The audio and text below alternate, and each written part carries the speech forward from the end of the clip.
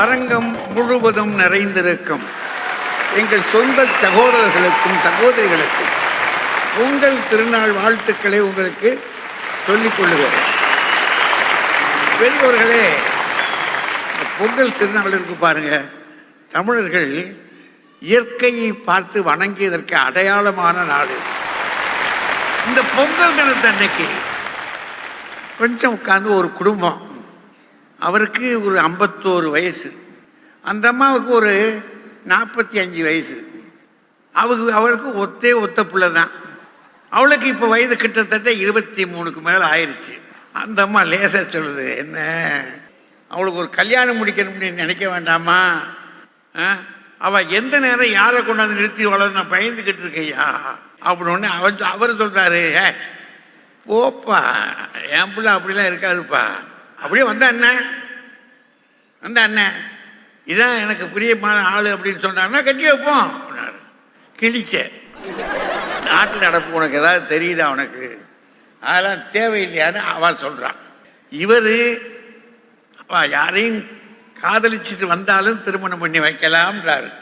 அந்த அம்மா என்ன சொல்கிறா, 4 பேரை நம்ம கூப்பிட்டு நம்ம சொந்த பந்தங்கள்லாம் வரணுமையா, அதை வச்சு தான் கல்யாணம் பண்ணணும். அவர் சொல்கிறார் திருமணம்.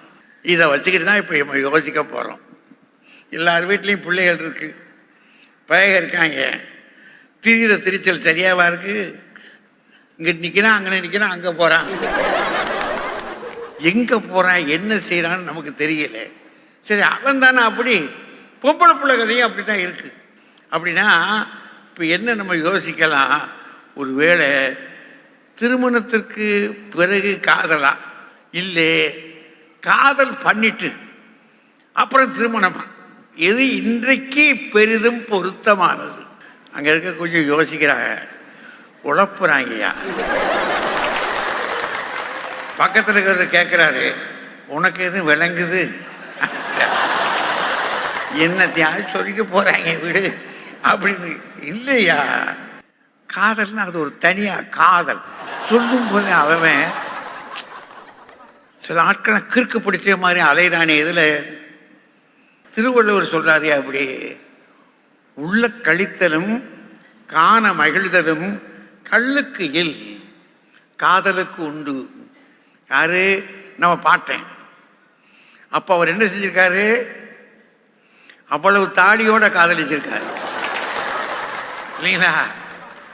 அப்படின்னா காதலை நம்ம தள்ளிட முடியாது. சரி, திருமணம் தள்ளிட முடியுமா? அதான் கட்டு. ஏன்னா ஊரே கூடி நிற்குது, சொந்த பந்தங்கள்லாம் நிற்கிறாங்க, நட்புக்காரன் அவரே அடே மாப்பிள்ளை, எல்லாரும் மாப்பிள்ளைன்றான்.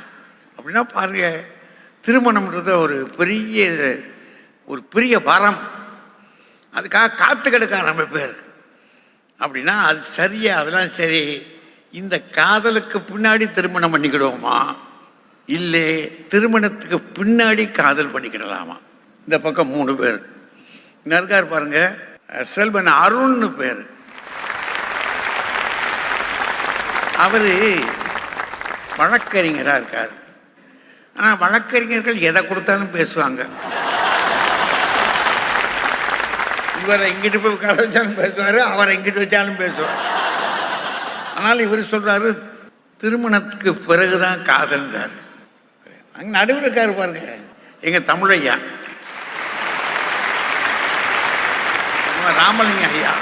அவர் சொல்லி கொடுக்குறதெல்லாம் காதல் தான். ஆனால் சொல்கிறாரு, இது ஏட்டு சுரக்கா கறிக்கு உதவாது அப்படின்னு ஒரு முடிவுக்கு வந்துட்டார். அந்த கடைசிக்காரர் பாருங்க, அவர் தெளிவாக நிற்கிறார். நடக்காதியா, காதல்னு பண்ணுவாங்க, சொல்லுவாங்க, அப்புறம் இல்லை நான் வேற முடிவுக்கு வந்துட்டேன். என்ன முடிவுனா, நினச்சேன் நீங்கள் வேற ஒன்று பாருங்க, ஏன் இதை நான் ஏற்கனவே பார்த்துட்டேன்றான். அப்படின்னா என்ன விஷயம்? அது முடியாது. திருமணத்துக்கு பிறகுதான் காதல். இந்த 3 பேர் இல்லையா? இன்னைக்கு இருக்கிற சூழ்நிலையில் இது சரியாகுமாயா? ஏன் ஆணும் பெண்ணும் சேர்ந்து படிக்குது. அதனால் பள்ளிக்கூடத்தில் படிக்கிற போது, கல்லூரியில் படிக்கும் போது, வேலை பார்க்குற போது, பஸ்ஸில் போகும்போது எவ்வளவு பழக்கங்களே இப்போ வந்து போச்சு. ஏகப்பட்ட வாய்ப்புகள் கிடைக்கிது, முந்தி மாதிரி கிடையாது. ஏகப்பட்ட வாய்ப்புகள் இருக்குது. அதனால் இனிமேலாம் முடியாது. காதல் தான், காதலுக்கு பிறகு திருமணத்தை வச்சுக்கிடுவோம் அப்படின்னு சொல்ல வர்றாரு செல்வன் ஹரி பாலகிருஷ்ணன். அடுத்த தாய்மார் யாரு? நம்ம கவிதா.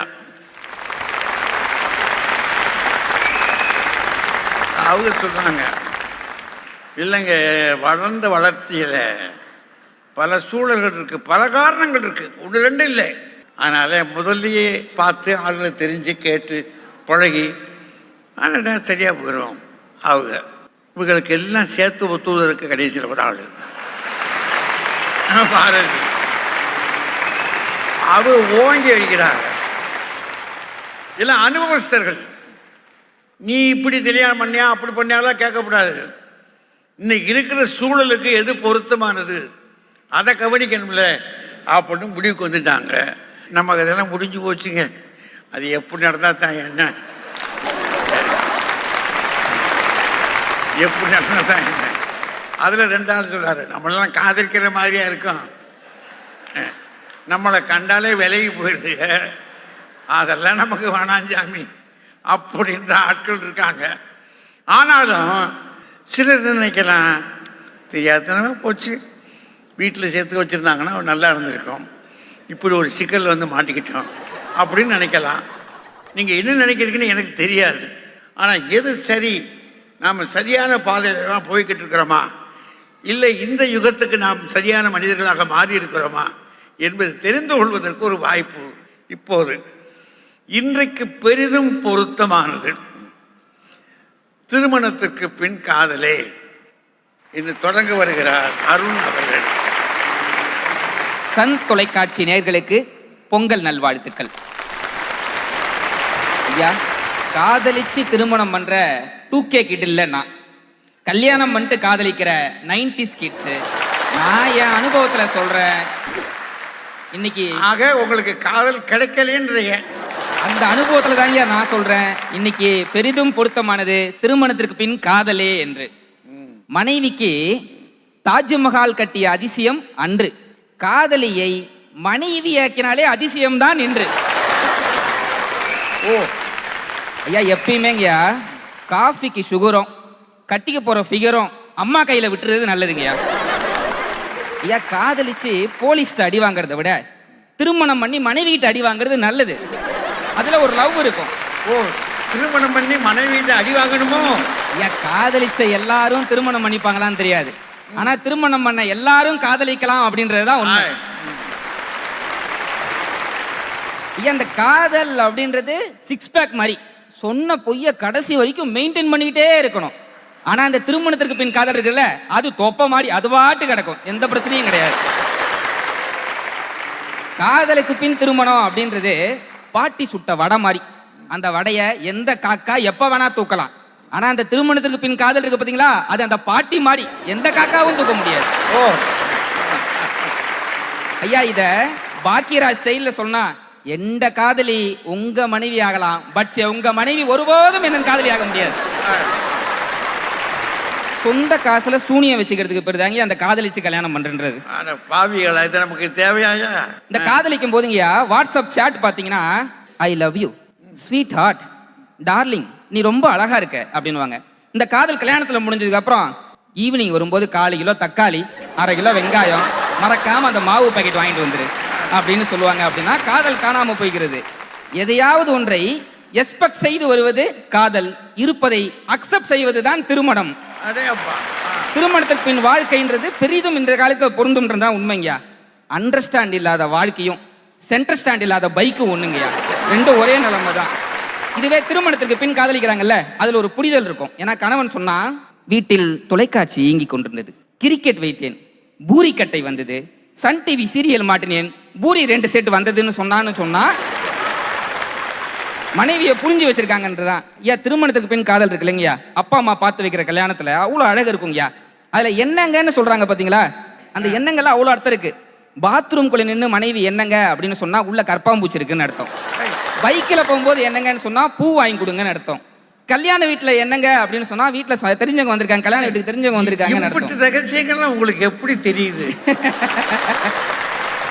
இன்றைக்கு சுப்ரீம் கோர்ட் வந்து ஒரு சமீபத்தில் ஒரு தீர்ப்பு சொன்னாங்கய்யா. அதுல அவங்க சொன்ன விஷயங்கள் என்னன்னா, சமீபத்துல காதலித்து திருமணம் செய்து கொண்டவர்கள் தான் அதிக அளவில் விவாகரத்து பெறுகிறார்கள்னு சொன்னாங்கன்னு சொன்னா சுப்ரீம் கோர்ட்லயே சொல்லிட்டாங்க. சுப்ரீம் கோர்ட்லயே சொல்லிட்டாங்கய்யா. இப்போ இந்த கோர்ட்ல என்ன சொல்றது? எது காதல்? காதல்னா என்ன தெரியுமா அர்த்தம்?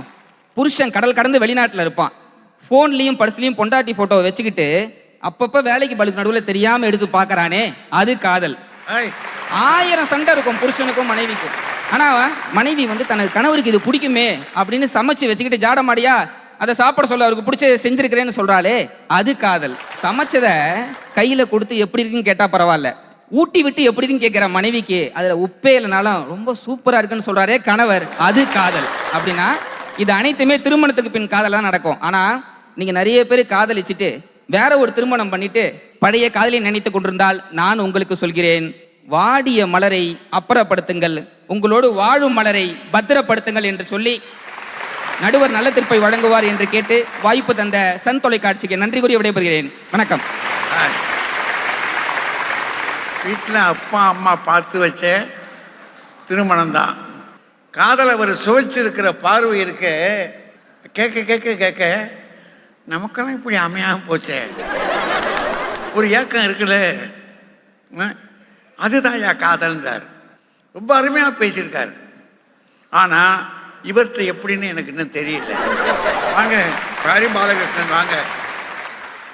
தை திருநாள் நல்வாழ்த்துக்களை சன் தொலைக்காட்சியின் மூலமாக தெரிவிப்பதிலே மகிழ்ச்சி அடைகிறேன். நடுவர் அவர்களே, ஒரு சிறப்பான தலைப்பு, இன்றைய சூழல்ல பொருத்தமானது. திருமணத்திற்கு பின்பு காதலா, காதலுக்கு பின்பு திருமணமா அப்படின்னு தலைப்பு வந்து சிம்பிளா சொல்றேன். இந்த காதல் இருக்கு பாத்தீங்களா, காதல் அது பல்லு விளக்குற மாதிரி, பிரஷ் பண்றது. இந்த திருமணம் இருக்கு பாத்தீங்களா, திருமணம் அது டிஃபன் சாப்பிட்ற மாதிரி. நாங்க என்ன சொல்றோம், பல்லு விளக்கிட்டு டிஃபன் சாப்பிடுவோம்னு சொல்றோம். அவர் என்ன சொல்றாரு, டிஃபன் சாப்பிட்டு கூட பல்லு விளக்கலான்னு சொல்றாரு. இப்போ திருமணத்திற்கு முன்பு இருக்கக்கூடிய காதலுக்கும் திருமணத்திற்கு பின்பு இருக்கக்கூடிய காதலுக்கு என்ன வித்தியாசம் தெரியுங்களா? சொல்லுங்க. ஒரு நாளாவது இந்த பிள்ளைய பைக்ல ஏத்திட்டு போக மாட்டோமான்னு விருப்பப்பட்டா அது எங்களுடைய திருமணத்திற்கு முன்பு இருக்கக்கூடிய காதல். ஒரு நாளாவது இந்த பிள்ளைய வண்டியை விட்டு ஏத்தல அப்படின்னு சொன்னா அதுதான் திருமணத்திற்கு பின்பு இருக்கக்கூடிய காதல். திருமணம் பண்ணா இந்த கூத்து நடக்குமா? ஒரு நாளாவது வாயை திறந்து பேச மாட்டாளன்னு கேட்க மாட்டோமான்னு யோசிச்சா அது திருமணத்திற்கு முன்பு இருக்கக்கூடிய காதல். வாயை திறந்தா தொணன்னு நொய்னு பேசிட்டே இருக்க, இது வாயே மூடாதான்னு சொன்னா அது திருமணத்திற்கு பின்பு இருக்கக்கூடிய காதல். அப்படி இருக்கும். ஆமா, இவ்வளவு கொடுமைகளை அனுபவிச்சுட்டு வந்து இங்க திருமணத்திற்கு பின் காதல் செழிப்பா இருக்குன்னு சொல்ற, அதுக்கே ஒரு மன தைரியம் வேணும் சார். இப்ப நம்ம எல்லாரும் என்ன எதிர்பார்ப்போம் தெரியுமா, திருமணத்திற்கு பின்பு இருக்கக்கூடிய காதல் பூ மாதிரி ஃப்ளவரா இருக்கும்னு நினைப்பீங்க. ஆனா அது புஷ்பா மாதிரி பயரா வந்து சேருதே சார். ஒரு விஷயம் நல்லா புரிஞ்சுக்குங்க, காதல்ல மட்டும் இல்ல கல்யாணத்திலையும் பிரேக்கப் இருக்கு. இப்போ காதல்ல பிரேக்கப் ஆச்சுன்னு வைங்களேன், ஒரு பொண்ணையும் பையனையும் மட்டும்தான் பாதிக்கும். ஆனா கல்யாணத்துல மட்டும் பிரேக்கப் ஆச்சுன்னா 2 உறவுகள் பாதிக்கப்படும், 2 சொந்தங்கள் பாதிக்கப்படும், 2 ஊரே பாதிக்கப்படும். காதல் பண்ணிட்டு கல்யாணம் பண்ணாம விட்டுட்டா என்ன ஆகும்? ஆனா அந்த நினைவு என்னைக்குமே மறையாது சார். தன் பிள்ளைக்கு பழைய காதலனோட பேர் வச்சு கூப்பிடுற மாதிரியான ஒரு உணர்வு எங்கேயாவது நீங்க பார்க்க முடியுமா? அப்ப இன்னொரு கல்யாணத்தை பண்ணிக்கிட்டு அது காலத்தின் சூழலுங்க ஐயா. நல்ல காதல். சரி, திருமணத்திற்கு பின்பு காதலிக்கணும்னு சொல்ற பெற்றோர்லாம் என்ன சொல்றாங்கன்னா, இந்த வயசுல உங்களுக்கு நல்ல ஆளை செலக்ட் பண்ண தெரியாதுன்னு ஒரு குற்றச்சாட்டு வைக்கிறாங்க. நான் ஒரே ஒரு விஷயம் சொல்றேன் சார். இன்னைக்கு நம்ம பசங்களா இருக்கட்டும் பொண்ணுங்களா இருக்கட்டும் 10th படிக்கிறோம், 11th 12th ஆர்ட்ஸ் குரூப்பா சயின்ஸ் குரூப்பா மேக்ஸ் குரூப்பா சொந்தமா பிள்ளைங்க தேர்ந்தெடுத்தா பெற்றோர்கள் மகிழ்ச்சி அடைகிறாங்க. அதே 12th முடிச்ச உடனே ஆர்ட்ஸ் காலேஜா சயின்ஸ் காலேஜா மெடிக்கலா லாவான்னு சொல்லி அந்த பொண்ணோ பையனோ சொந்தமா முடிவெடுத்தா பெருமைப்படுறாங்க.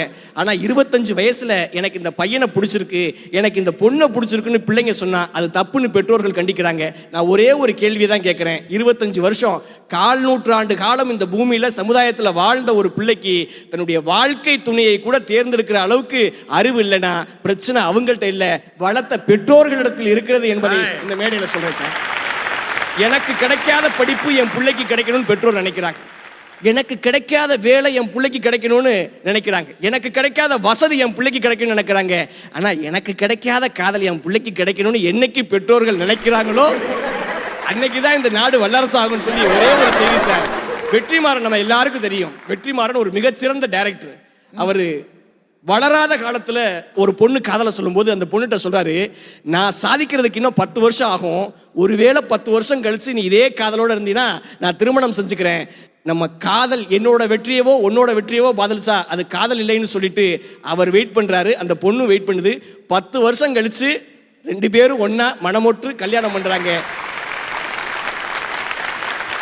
காதல் நம்பிக்கை தரும், காதல் ஜெயிக்கலாம்ங்கிற வெற்றியை தரும். அதனால் இன்னைக்கு சாதிச்சு காட்டியிருக்காங்கன்றதுக்கு அது ஒரு மிகப்பெரிய எடுத்துக்காட்டு என்று சொல்லி, நடுவர் அவர்களே, காதலுக்கு பின் திருமணம் என்பது நிரந்தரம், அது ஒப்பந்தம். திருமணத்திற்கு பின் காதல் என்பது நிர்பந்தம் என்று சொல்லி பேச வாய்ப்பு தந்த மண்ணுக்கும் மக்களுக்கும் நெஞ்சார்ந்த நன்றிகளை சொல்லி விடைபெறுகிறேன். நன்றி, வணக்கம். ஆக காதலுக்கு பின்னாடி திருமணம் பண்ணணும்னு சொன்னா 10 வருஷம் காத்திருக்காங்க. எப்படி ஒரு நெருக்கடி இருக்கு பார்த்தீங்களா நமக்கு? அவ்வளோ நாள் தாங்கும்.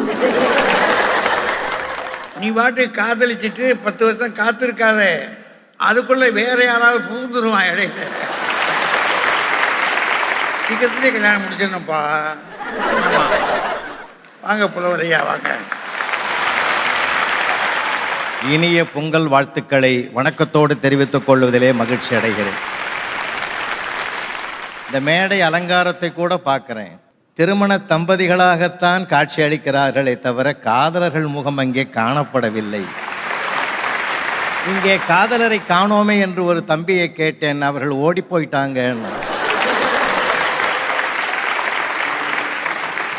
தம்பி ஹரிபாலகிருஷ்ணன் வந்து பைக்கை விட்டு ஏற்ற மாட்டோமா அப்படின்னு திருமணம் செய்த கணவன் நினைப்பான்னு சொன்னார். இதை பார்த்தா அவருக்கு யாராவது பொண்ணு கொடுப்பாங்களா? மாண்புமை நீதியரசர் அவர்களே, காதலிக்கிற எல்லாருமே திருமணம் செய்துக்கிறது இல்லை, ஆனா கல்யாணம் பண்ணிக்கிறவங்க எல்லாருமே காதலிக்கிறாங்க. வேற வழி இல்லை. அது மட்டுமல்ல நடுவர் அவர்களே, இதுக்கு வாரண்டியும் கேரண்டியும் கிடையாது. இதுக்கு வாரண்டியும் கேரண்டியும் உண்டு. அது எத்தனை வருஷம்னே சொல்ல முடியாது. இது வளர்ந்து வளர்ந்து ஆழமா போய் 20ல் தொடங்கின கல்யாணம் 60ஆம் கல்யாணம், 70வது பீமரத சாந்தி, 80வது சஷ்டிப்த பூர்த்தி, சதாபிஷேகம் என்று தொடர்ந்து போய் கொண்டிருக்கக்கூடிய ஒரு அழகும் ஆனந்தமும் திருமணத்திற்கு வருகிற காதல் தான். யாரு காதலுக்கு திருமணம் பண்ணா அது செய்ய முடியாதோ? அவங்களும் செய்யலாம். ஒரே ஒரு விஷயம், இந்த காதலிக்கிற பையன் ஒரு 3 மாசம் அல்லது 6 மாசம் 5 வருஷம் காதலிக்கிறான்னு வச்சுங்களேன், கல்யாணம் ஆயிட்டுது. கல்யாணம் ஆயிட்டது உடனே மறுநாளே அந்த பொண்ணு கேட்குது, அப்பெல்லாம் என்னை பீச்சுக்கு கூட்டும் போவேன், தியேட்டருக்கு கூட்டும் போவேன், கடன் வாங்கி செலவழிச்ச சொல்ல போனா அன்னைக்கு கட்டபொம்மை மாதிரி இருந்த, இப்போ ஊமத்துற மாதிரி இருக்கே ஐயா, எதுவுமே செய்ய மாட்டேற.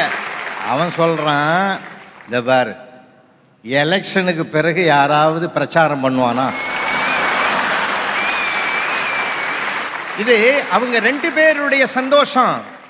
திருமணத்துக்கு பிறகு வருகிற காதல் 2 வீட்டு சந்தோஷம். யாது 2 வீட்டு சந்தோஷம்.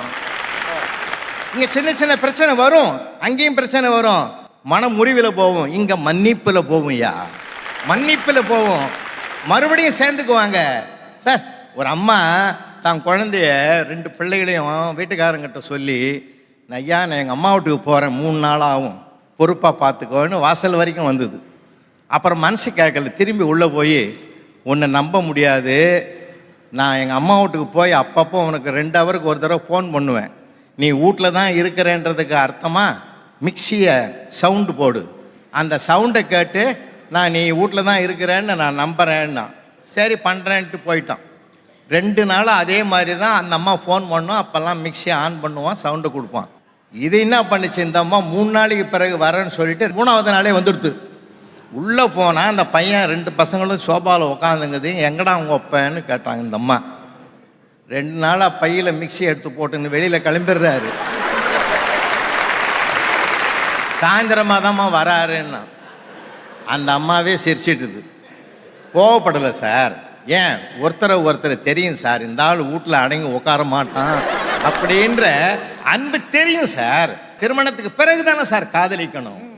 இல்லை அன்னைக்கு ஒரு ஃபோன் பண்ணுறான் காதலிக்கு, உன்னை பார்க்காம என்னால் இருக்க முடியல, ரொம்ப நேரம் மணிக்கணக்கில் ஆன மாதிரி இருக்குது அப்படின்னா அந்த பொண்ணு சொல்லிச்சு, டேய் வளராத, 10 நிமிஷத்துக்கு முன்னாடி தான்டா என்னை பார்த்து பேசிட்டு போகிறேன். ஓ மறுபடியும் உனக்கே பண்ணிட்டலாம். பல விஷயம் வச்சிருக்கான்.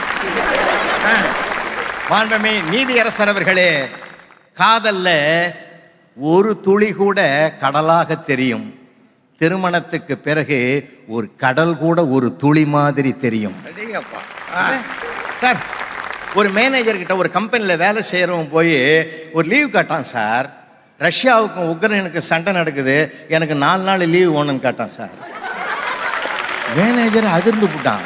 நீ என்ன சமாதானம் செஞ்சு வைக்க போறியா, உனக்கே இங்கே அந்த அந்த பிரச்சனை லீவுன்னு. போன வாரம் என் சம்சாரத்துக்கு எனக்கும் சண்டை, அதை சமாதானப்படுத்துறதுக்கு எனக்கு 2 நாள் லீவ் வேணும்னு நான் கேட்டேன். சின்ன சின்ன சண்டைக்கெல்லாம் லீவு கேட்காதுன்னு நீ தான் சொன்ன. நானும் பொறுத்திருந்து பார்த்தேன். இப்போ பெரிய சண்டைக்கு நான் லீவு கேட்டேன், வேற ஒன்றும் இல்லைன்னு. எப்படியா இருந்தாலும் அவனுடைய நோக்கமே சமாதானப்படுத்தணும் இல்லையா? அன்புக்குரியவர்களே, ப்ரெஸ்டேஜ் பார்ப்பான் காதலிக்கிற போது. கல்யாணத்துக்கு பிறகு யார் எந்த கௌரவத்தை நினைச்சான்? கரைஞ்சு போகிறான்யா, உறைஞ்சு போகிறான்யா. இந்த மார்கழி மாசத்துல ஒரு ஊர்ல சித்ரான்ற பெண்மணி எப்பதான் கோலம் போடுறாங்கன்னே தெரியல அந்த தெரு பெண்களுக்கு. இதில் இந்த பெண்கள்லாம் ஒன்றா கூடி இன்னைக்கு ராத்திரி முழிச்சு இருந்தாவது பார்க்கணும் அவள் எந்த நேரத்தில் கோலம் போடுறான்றதை நினச்சி முழிச்சுக்கிட்டு இருக்காங்க. ராத்திரி 2 மணிக்கு அந்த வாசலில் கோலம் போடுற பார்த்துட்டு கும்பலாக ஓடி வந்தாங்க. அப்போ பார்த்தா இந்த சித்ரா வீட்டுக்காரன் தான் நைட்டி போட்டுன்னு கோலம் போட்டுங்க. திருமணம் பண்ணிட்டு காதலிச்சோம் சொன்னா 2 மணிக்கு எந்திரிச்சு கோலம் போடணும். அந்த பெண்கள் கேட்டாங்க, அண்ணே என்னண்ண? இல்லைம்மா, மார்கழி பனி அவளுக்கு ஒத்துக்காதுமா, அதனால தான்மா நான் சொல்கிறேன்னு சொல்லி அவள் துன்பத்தை தன் துன்பமாக நினைத்து உருகிறானே, தன்னுடைய உயரத்தையும் மறந்து செயல்படுறான். பார்த்தீங்களா? இங்கே தான் என் அன்பு கரைந்து கொண்டு செயல்படுகிறது. இந்த அன்பைத்தான் நாங்கள் சொல்லுகிறோம், திருமணத்துக்கு பிறகு காதல் செய்யுங்கள் என்று. என் அன்பு இளைஞர்களே, உங்களை நான் இந்த பொங்கல் திருநாளில் அன்பாக வேண்டி கேட்டுக்கொள்ளுகிறேன். காத்திருந்து திருமணம் செய்யுங்கள். காலம் முழுவதும் மகிழ்ச்சி மகிழ்ச்சி மகிழ்ச்சி. நன்றி. என்னையா புலவர் ஐயா திருமணத்துக்கு பிறகு காதல உருகிட்டார். இவ்வளவு தெளிவா ஒரு மனுஷன் சொல்றாரு, ஒரு பெரிய மனுஷன் எதிர்த்து பேசலாமா? வராக நம்ம